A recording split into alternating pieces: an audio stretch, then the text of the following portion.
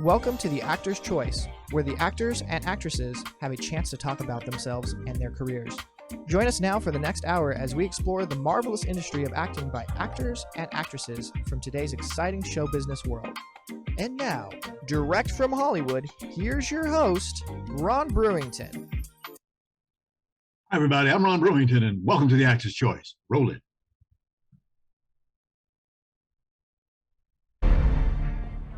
Where have you been? Did you know that veterans drink for free at the bars? Why didn't anyone tell me that? Thank goodness the bartender was eavesdropping because we racked up quite a tab. Something happened at work? You think the slapdicks at the VA could have mentioned it? Come on. Let's get you some water. Whoa, Bobby. Looks like you've been getting after it. What's the occasion? Not now. Lost my... Ladies and gentlemen, my first guest today's immensely diverse cultural background lends to an unparalleled point of view on life, love, and all things artists derive from. Now, his acting is often characterized as powerful, natural, and charismatic. Among his credits, he originated the role of Simba in Disney's Toronto stage musical of The Lion King, then went on to play the role on Broadway and in Los Angeles. Ladies and gentlemen, please welcome Stephen Allerick. Stephen! Ron, how are you? Fine. How you doing, big guy? Good to see you. First of all, your resume is impressive, my friend. Starting back in 1997, first IMDb actor credit for a role in the TV series Fast Track. Remember that one? Yeah, I do. Yes, I sure do, man. Okay. From that role, you acquired, as of this date, 45 actor credits. When I see 45 actor credits, I think of myself, 45 auditions, at least. 45,000 auditions. Oh, yeah, 45,000. You know? We call it the Big A. Okay. They say, how's it going at the Big A? Oh, I didn't do too well today. Yeah, right. Yeah, I did well. I think I made it, yes. You know. Stephen, fast forward to 10 years of 2017, and by that time, you were a seasoned actor. You did the role of Tom Free in the action crime drama TV hit series NCIS. Yeah. Remember that guy? Oh, man, that was a lot of fun, man. Yeah. I got to save LL Cool J, so I mean, like, how could you get better than that, right? Yeah, no cooler than that, right? That's right. Right. We just happen to have a little cut with you in it. Roll it, Tony. All right. I will say this, of those 45 credits that you have, I was calculating, 28 of them are TV series. You like TV series? Oh, I love TV, film, stage. I love all of it. Yeah. Right. Storytelling all together, man. I love it. Yeah. And it loves you. It loves you back. Great Listen, I didn't even realize it was 45, man. I haven't been keeping track. It took you to count them for me to realize. On IMDb. Just go up on IMDb. Yeah. That is nuts. Yeah, man. Yeah, you're up to that. And people, we put some sexy movies. You know, he's a good-looking guy. Tell people about your roots. Tell me about you. Where you from? Your roots. So, well, I was born and raised in Toronto, Canada, but my parents are Jamaican. My dad, by race, is Chinese, but born and raised in Jamaica. So he looks Chinese, but sounds like a Rasta. My mom is mixed black, white, and Indian. So my great-grandfather was Scottish, blonde hair and green eyes. He married a woman that was mixed black and Indian to have my grandfather, who married a black woman to my mom, and then my mom married a Chinese man to have us. Wow. And you got a lot of mixture in there. I got a lot of mixture in there, man. Oh, yeah. Oh, yeah, indeed. Stephen, you have a special new project that you're currently involved in. It's called Variant. Yeah. Tell us about it. I'm real excited about it. Well, yeah. It's a short film. It's my first time producing or directing. And to be honest with you, I don't have huge aspirations to do those things, but I have a huge aspiration to tell this story because I think it's important. It's about representation. It's about the role of family, and it's about the resilience of even the youngest soul. So it's a young mixed race boy who's completely infatuated with Batman, like I was as a kid. Like that's how they got me to eat the food I didn't want to eat or take my shot or whatever. They're just like, you want to be big and strong like Batman? You got to take a shot. And, you know, at that age, you're like, damn that logic, you know, Yes. and you do it anyway, right? Oh, so yeah. it's a boy who's completely infatuated, but he has a racial awakening when he realizes that he doesn't look like his hero. Gotcha. Stephen, would you like to see Stephen? Would I like to see me? Yes. Roll it, Tony. Hi, everyone. I'm Stephen Alarick, and I'm the writer-director of the short film I'm asking you to help us with. bigger than that. What I'm really asking you to do is to join us in becoming a part of change. I've been a professional actor for pretty much my entire adult life. I played Simba in Disney's stage version of The Lion King. I've had a number of roles on TV, and I'm going to be in a major motion picture from Paramount set to come out next fall. Now, so many people ask me why I became an actor, and the truth is, I saw the potential to reach out to people and help them see life from another person's point. Stephen, looking at Stephen, my goodness. How did you come up with this project? You like that? You like that? Well, I got to find that lighting again, man. You know? They're good. Yes. How to come up with it? Yes.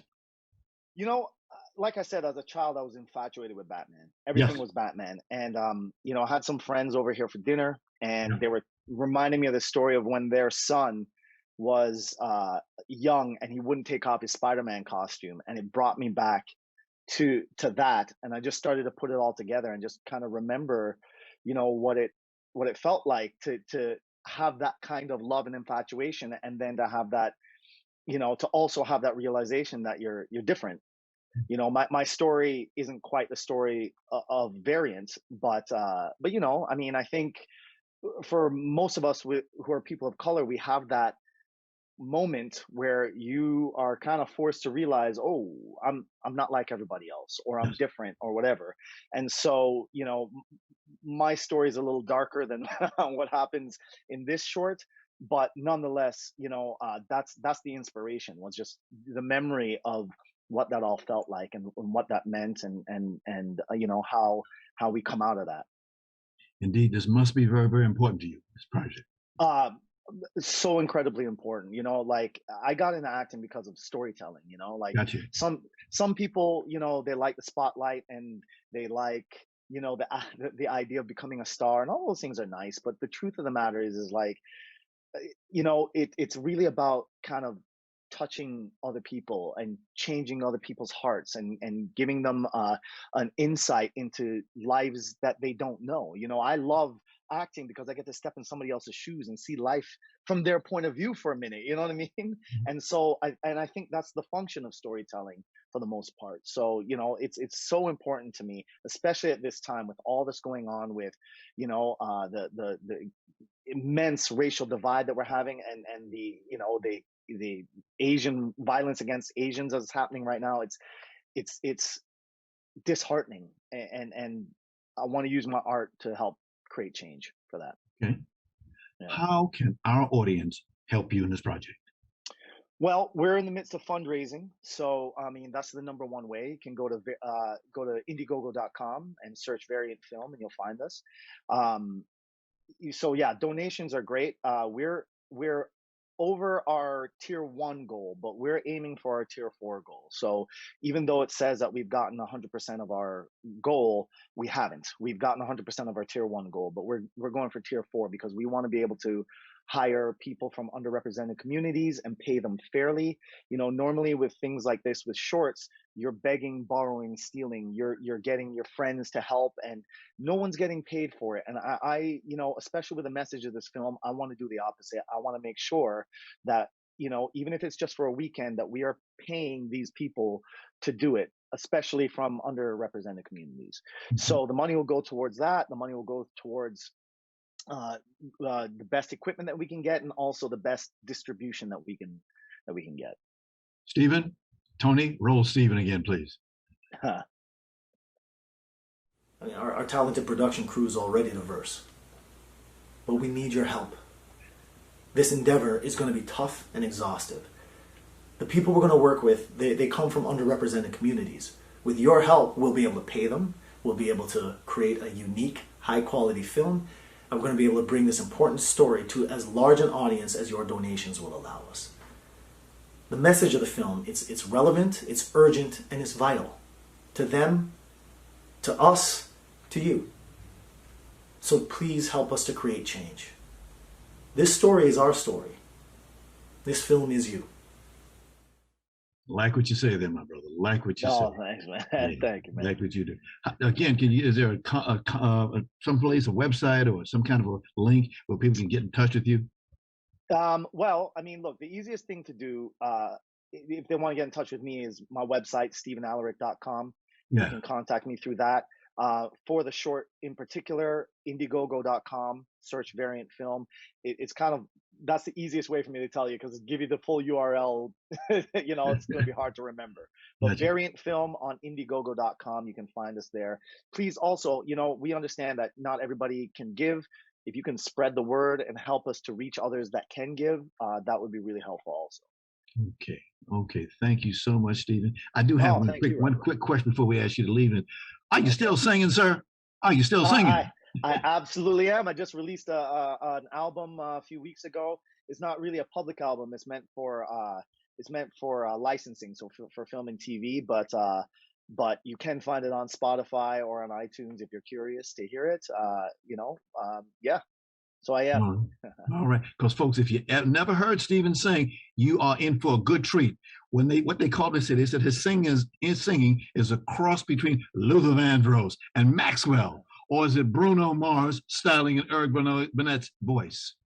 Well, man, that's what they said about you. That's very flattering. Yes, you did.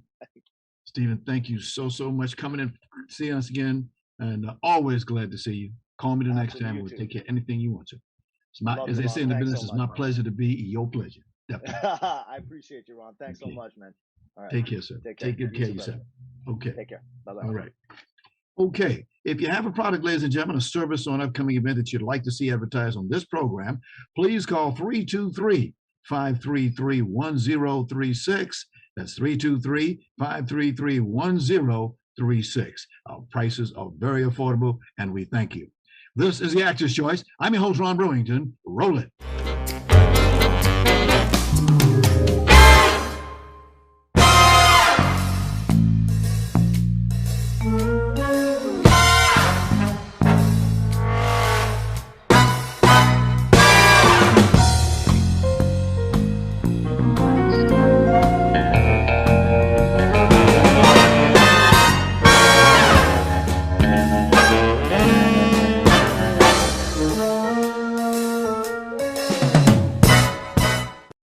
Ladies and gentlemen, my next guest has been a thespian and a performance artist for more than 25 years. He's a graduate of Morehouse College with a degree in theater arts and mass communications. Now, he's known in theatrical circles for his critically acclaimed off-Broadway performance and Howard Simon's production of James Baldwin, A Soul on Fire. Ladies and gentlemen, dear friend that I've known for a long time, please welcome renowned actor Charles Reese. Charles, good to see you, my brother. Good to see you. Good to see you. Who you calling renowned? Well, you know, I call it to you. I put the little on the R and a little on the end. Because you know why I do that? You're the renowned person in this group. Thank you. That's privilege. But you get up on stages. You do so much. You know, you and I got together on this show, back in 2016? Yeah, that was the Paris. We had so many people come through that we say to people, we'd like to get you back, but we're booked 3 months in advance. I know. Yeah. Congratulations. Thank you. We thank you. 240 something shows now. Yes. We thank people. We thank you all. Thank you. So what have you been doing since our last meeting, sir? I think like everybody else, dealing with the pandemic as best as we can, taking one day at a time, living in gratitude.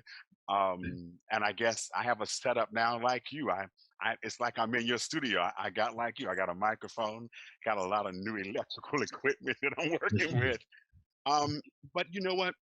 I say like James Baldwin said. I'm always using a James Baldwin. He says, "Go the way your blood beats. If you don't live the only life you have, you won't live some other life. You won't live any life at all." And so today we all should be grateful for being able to live a life. But I've been resetting is what I've been doing, rediscovering, reorganizing and reimagining what is life going to be, not going back to anything, but as we move forward to what I believe a different space and a different way of how we're doing work, specifically how we're handling relationships with family, friends, and I'm quite sure, like everyone, there's been a lot of loss this year, in the past year, I should say, and making sure that our mental state is good. So that's what I've been doing. But right now, I am getting ready for something I'm going to be doing tomorrow. Please. I'm going to, I've been doing a series with Pasadena City College. This is what we call cultural programming online. We call it the new online remote version edition of what you're doing. So I've been doing like a four-part cultural series that's simply titled Art as Activism in the Era of COVID-19 and Civil Unrest in the USA. Long title. But what we do is that we reset, we rediscover, and we reimagine. Tomorrow, I'm going to be doing a one-on-one conversation with the Academy Award winner, Matthew A. Carey. Give him my best, please. I will, and everyone is welcome to come and join me. It's free and open to the public. You just have to go to pasadena.edu/Jackie Robinson Lecture. And I'll say that one more time, pasadena.edu/Jackie Robinson Lecture, and you can register for free. Get in now. I think you're going to enjoy it. We're going to really deal with what's going on with Black animation. And Matthew A. Cherry has a very, very, very fascinating career from being an athlete going into a filmmaker.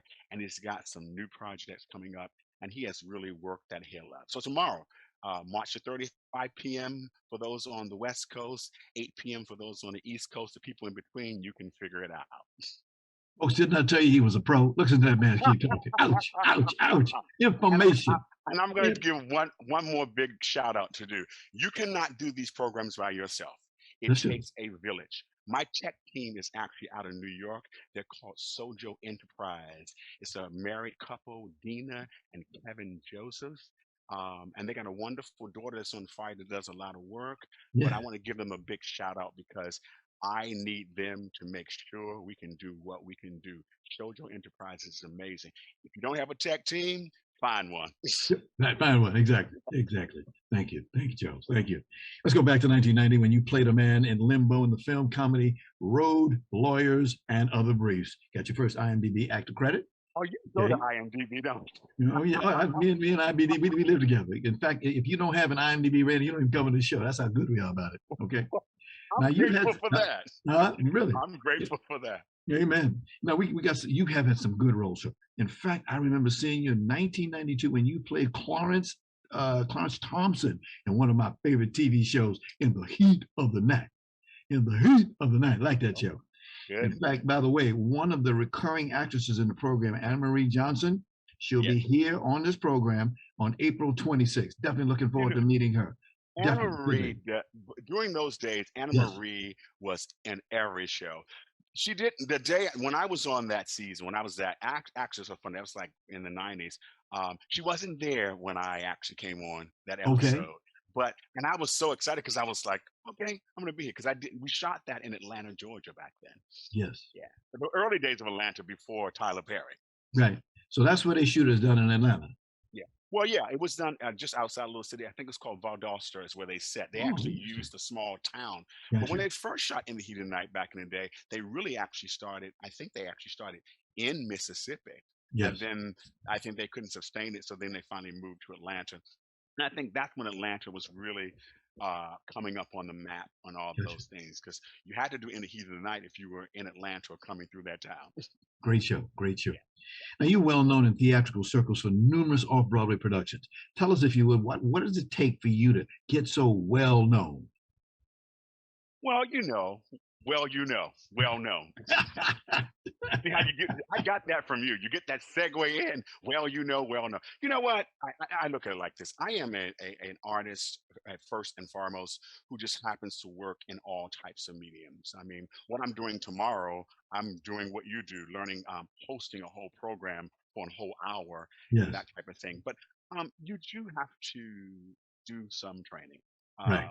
I always say start there. Theater is always the best space to be. When I was at Morehouse College, I was in a mass communications program and theater arts all wrapped together. And if anybody knows about being at Morehouse, remember you have 5 other colleges that are surrounding you. It's called the AU Center.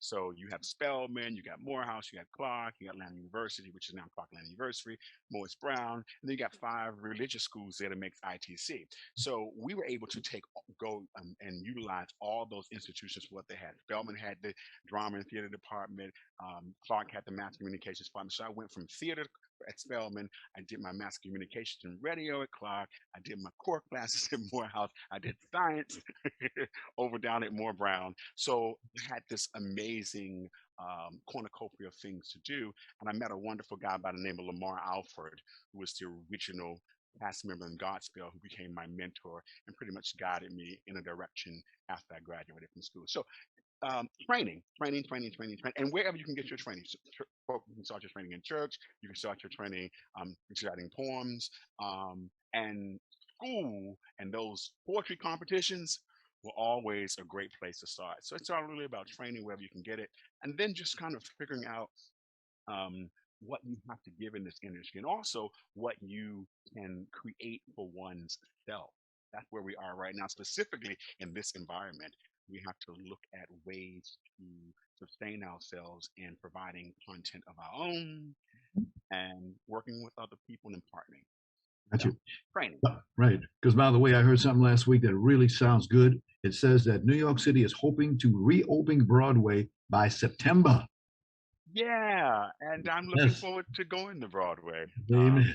When all of these things open. I mean, why not? You can, like, I live in Los Angeles, but I work around the USA. Right now, we've had a nice stop and reset. I haven't traveled an entire year, but things are coming along. I had my first Moderna shot last week, so I'm one down, waiting for the second one in about 2-3 more weeks. Gotcha. For a moment, let's get serious, Charles. The year is 2017, and a fellow named Michael Ajagwe Jr. had plans for a new TV comedy called Beauty and the Baller. Right? Who's that guy? Who that guy? Wow. Remember that? Roll it, Tony. Yeah.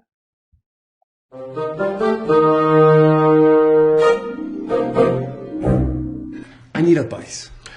Don't you have some work to do? I will finish tossing your salad later. It's tossing the salad. There's a big difference. What is the difference?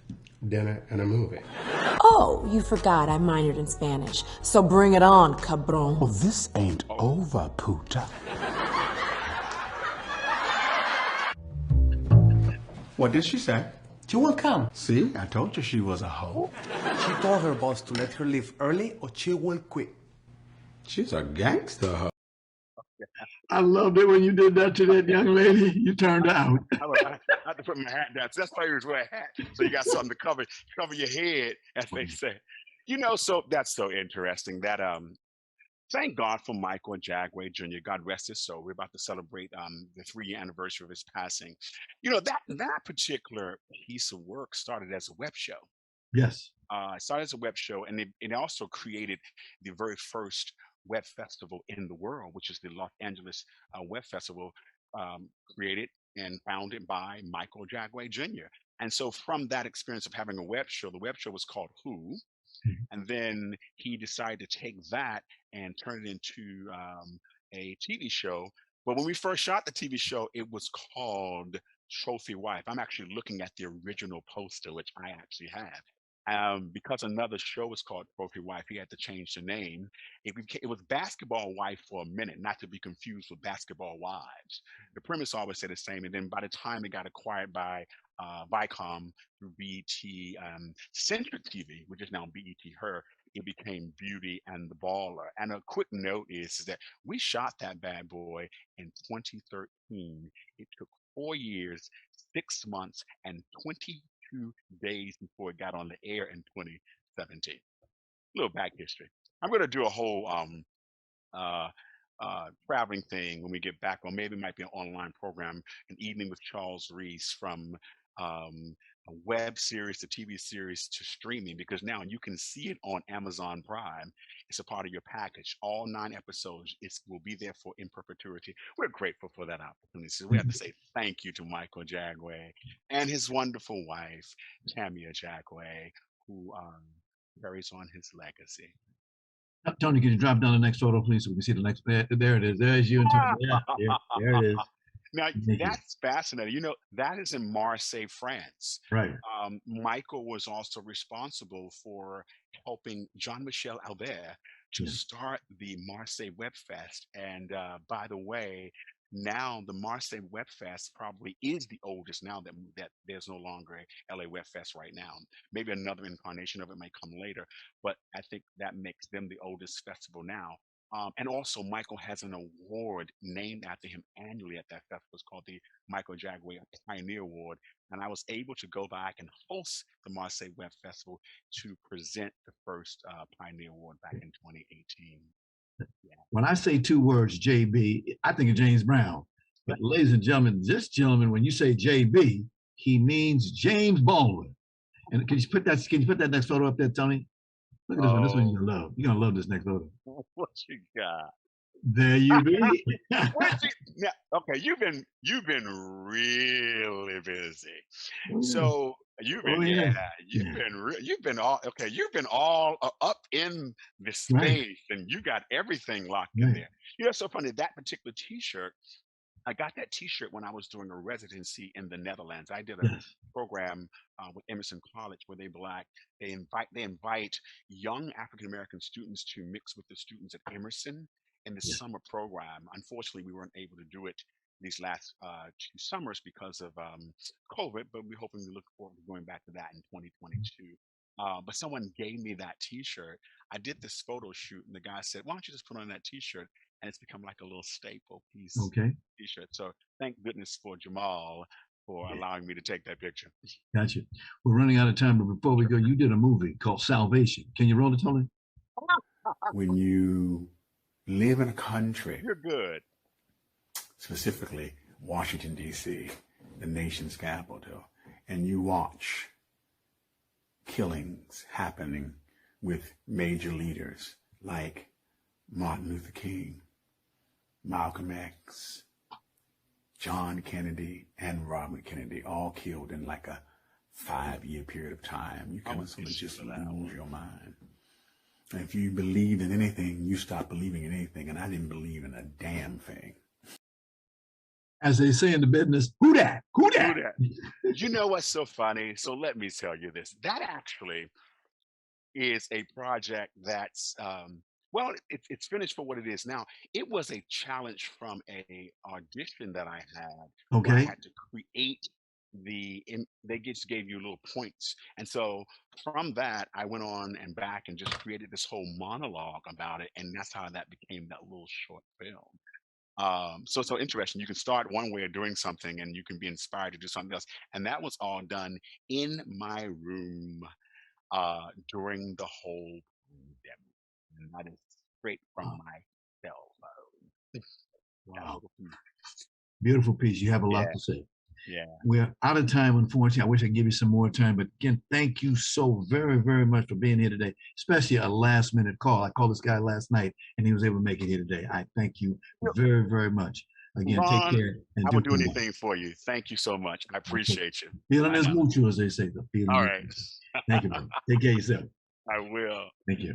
Well, this is the Actor's Choice. I'm your host, Ron Brewington. Roll it. Finger Guns Comedy.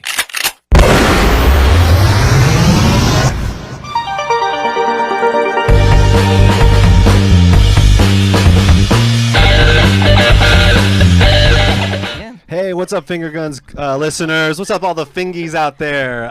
This is Finger Guns Comedy. Well, you guys don't like?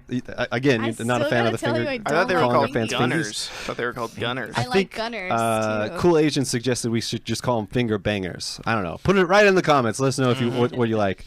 Yeah. So we got a very special show today. We got a very cool guest today. Kind of almost what I consider almost a godfather. Well, all right.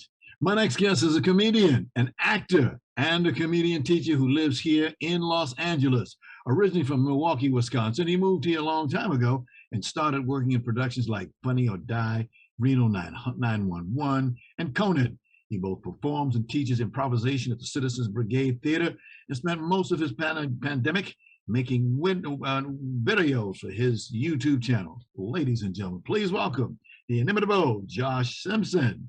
Hello, Simpson. How you doing? Hi, Ron. Thanks for having me. Can I say something to you before we get into this? How many Josh Simpsons are there in this town?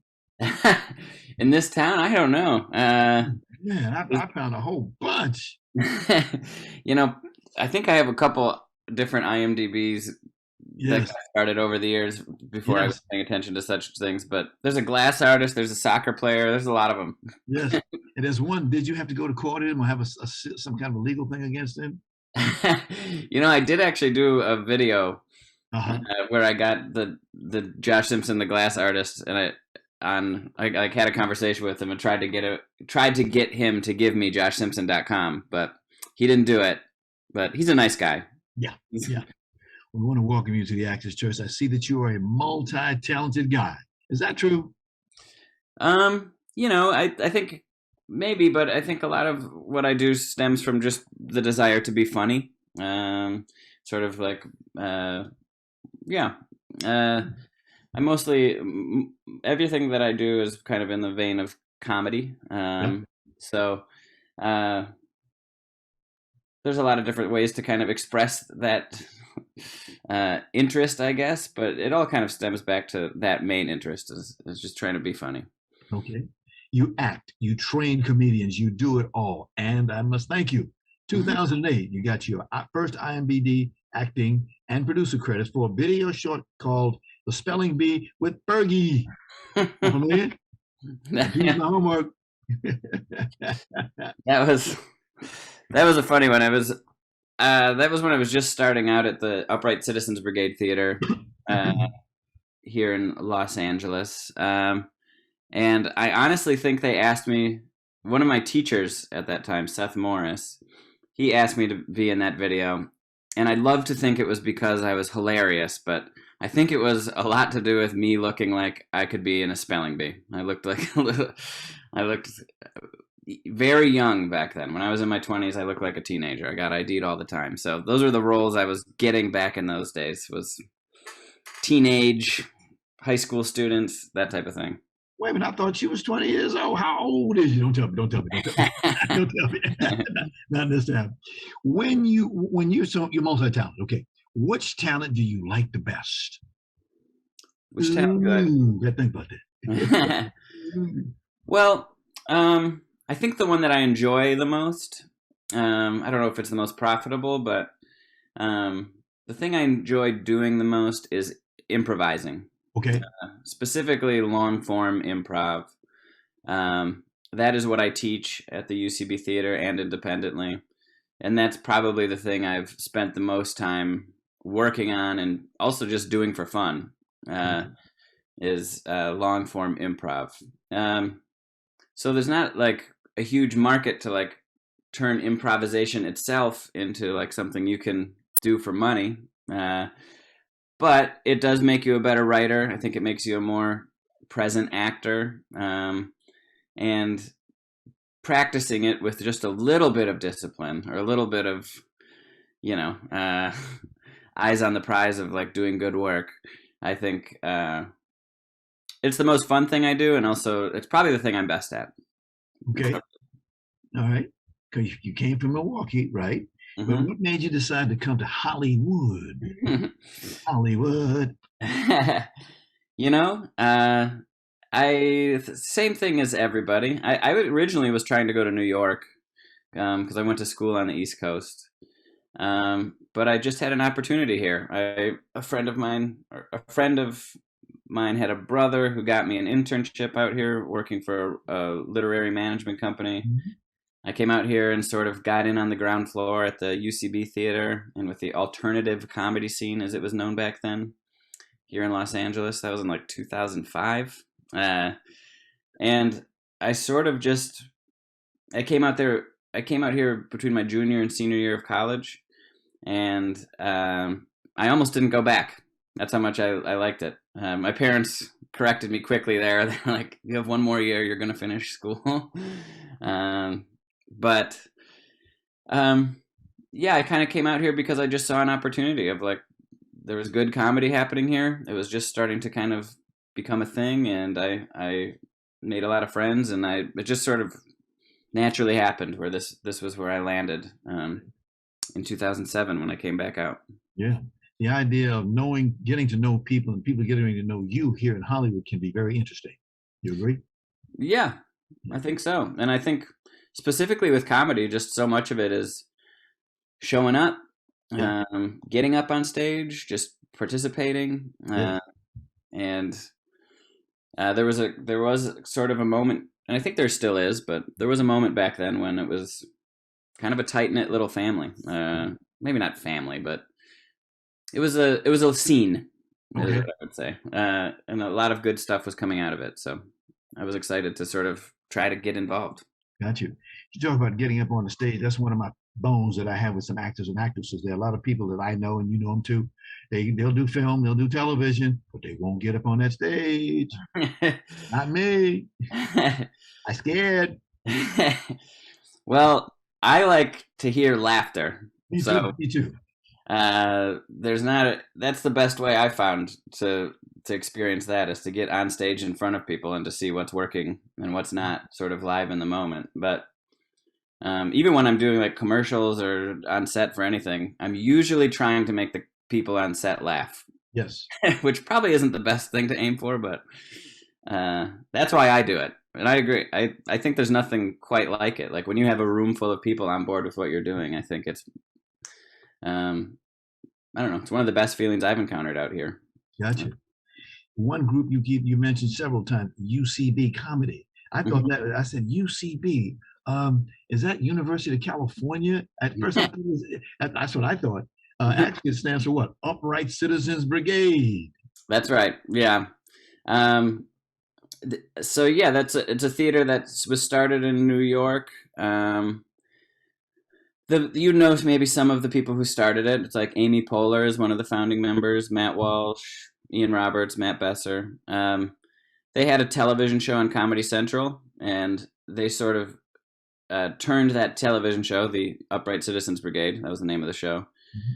They sort of used that show to kind of create their theater in New York, and eventually they brought it out to LA. And the idea with the theater is that it was performer friendly.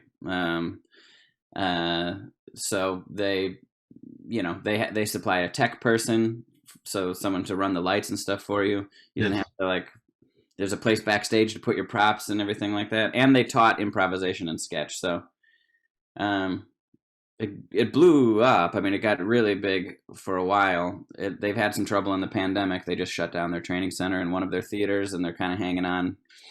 And I haven't been as involved during this last year, just because there's not much going on. But I would consider that my home, or at least where I got started.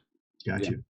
I see that you even got up on the stage and played the guitar, as we call it. Roll it, Tony. What'd you say? Oh, jeez. You're really you're deep into my YouTube channel. Yes. Yeah, I play music for fun. Usually, nowadays, I'll write a funny song. Show me to but nowadays, once in a while on my birthday, I'll get a band together and play a concert and make my friends sit through that. But that's more of a hobby. Guitar, not a guitar, guitar. And not a guitar. I never forgot that, yes. We also found a recent video. They call it, let's see, I should start a TikTok. Roll it, Tony.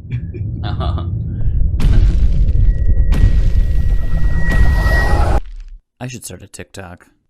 It's where the action is. It's where the kids are. I got things to say. I could build a following. I've just got to get in a routine. Post regularly. Post every day. Post twice a day. Start using hashtags. Use emojis, Giphies. At some influencers. Just make content. Stop being so afraid of putting yourself out there. That's a recent one, is it not? You did that one recently? I did, yeah. I put that out this year. Yeah. That I've been just trying to make more stuff because I've been, as everybody has, been a little stifled. Felt like I haven't been able to be as creative as I would have liked. So yeah, I've been just trying to make a video a week this year, and sometimes I'll start with like a challenge or a construct for a video. Got you. And that one was sort of like zooming in and out. So I wanted to see how close I could get in on my thoughts. And then at the end of that video, there's a reveal of where I am. That's a wide shot. I was inspired by Steve Martin, actually. I watched his masterclass, and he sort of talked about like the construct of different jokes and like how you can make them, sort of by like keeping things from the audience, revealing things from the audience, and a bunch of other stuff. But yeah, I've just been throwing it at the wall a little bit this year, and I released that on my birthday because I was feeling old. So gotcha. When you say that, you remind me of Robin Williams. I can remember several times doing an interview with him, and the moment that gentleman walked in the room, he didn't have to say nothing. You start laughing. I mean, you start laughing. You know something was coming out of it. It'll be funny. Yeah, he was a great one. Any comparison to him is truly flattering. But I mean, I'm not quite at the level of like coming in and being like, "How's it going, Ron?" or whatever, jumping into a character or whatever. I'm not quite there yet, but I mean, it's the force of nature. You will get there, sir. You will get there. Back in 2018, you did a role in a Little Italy, Los Angeles. Mm-hmm. You did that one. There's a picture of it. Yeah. Yeah. Mm-hmm. Right. That was a fun one. I did that with my friend Adriano Valentini. He's always making funny stuff. That's you. And yeah, that was a really fun role. It was sort of like a multi-episode thing. You can see it on Amazon Prime. Okay. And I played a character who was a hapless gentleman looking for love. Let's just put it that way. That's what I play a lot of times. But yeah, that was a really fun project, and I'm glad it got out there on Amazon so people can watch it. Good. Can you show the next photo, Tony?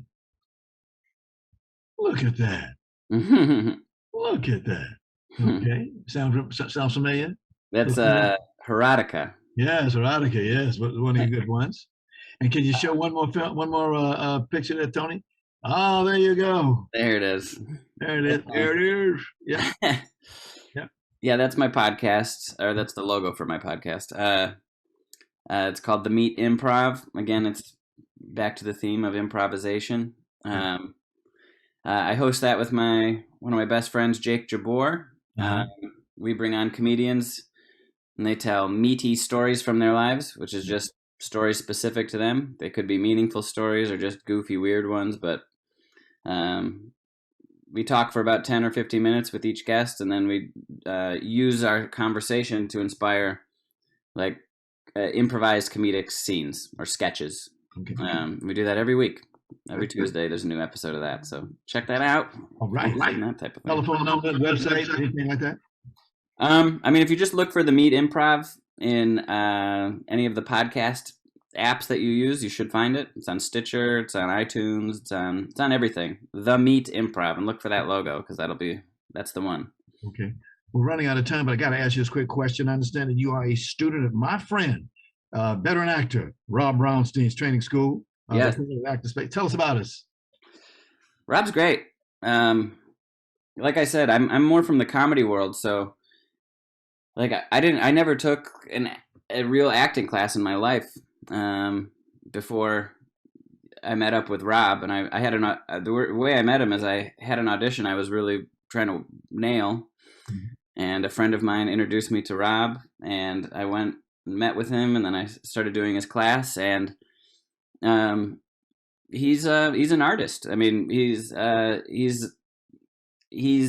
helped turn like the tools that I've developed in comedy and improvisation, and he's helped me sort of go a little deeper with it. So I'm all about learning and trying to like improve at my craft and learn new things, and Rob is a patient and kind teacher who has helped me grow exponentially in just the year and a half that I've worked with him.